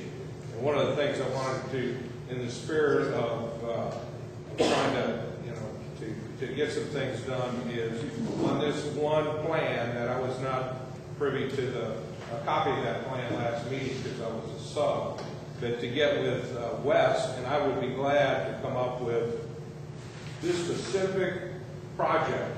What is the economic impact? What concerns me is that the parish isn't even looking at that. And we're going to regulate no matter what it costs, and I know we're in the middle of coming up with this plan. But the 29 new regulations that are on this one project, I'd like to work with Wes to come up with what that number is, what an actual number is, not a guess, because when we say about all this landscape that we're putting in, I can tell you when we talk to the homeowner that's just spent $100 grand on putting a swimming pool in and tell them that appraiser is going to give them $5 grand, the answer to your question is 0 on the landscaping and all those, other things as far as value. Well, Tim, I definitely have volunteers to review economic impact on this scenario. So, Wes, I got that for you. All right, Charlie. So, I know we're like right at 7:30, so Charlie, I'm going to give you a couple minutes. So, is that fair? Yeah. Okay, Charlie, go ahead. Charlie, I guess the concern is when the question's been asked and it's been answered a bunch of times, but when you ask the reason for this, and the local government says we need this code for these reasons, when you look at the detail of the code versus the regulations, it just looks like that the regulations go away with too much detail. But what I would really like to ask, and what I really think, that the parish's time and citizens like yourself or committees like yourself, your time would be better served initially if it would be on parish-wide sewage. This has been dragging on a long time. The short version is, guys, it's going to take everybody in this room and all your buddies and all your organizations. The only way to fund this thing, because you talk about the plan, what is the plan? No, it's not there. They're working on it. That's not the issue. The issue is how you pay for it. The only way you're going to pay for it is with the sales tax. A sales tax. And what happens is you collect it everywhere. The municipalities are the ones that's going to have to provide the sewer plant, so you collect the tax parish-wide. What's collected in the city goes to upgrading and maintaining the city, the municipal sewer systems to serve the parish. And then the people in the parish who in the cities already know what their cost is escalating to. They know right now, 10 years, how much it's going to go up. It would stabilize their costs. The bottom line, though, not only for the parish, but for the city, one of their recent meetings was about their expansion, and it was all centered around parish-wide sewage. So what I would ask everybody in this room tonight to seriously consider is to seriously consider how are we going to meaningfully deal with the cost of implementing parish-wide sewage. And in my opinion, sales tax is going to be the only way to do it. So at some point, I saw some encouragement tonight and some concern by this committee along with some people in the audience, that maybe we might figure out a way to do what's being done right here, to work as a group, as a citizens group, whatever it takes to support the parish, to come up with a plan to finance it and get this thing moving. I appreciate your time. Charlie, I was going to say, I think hopefully I got that, how to deal with the cost of the sewer system, maybe parish-wide sales tax, and we'd rather focus the time on the parish-wide sewer system. I'm going to go ahead and just kind of wrap us up, just kind of finalize our comment.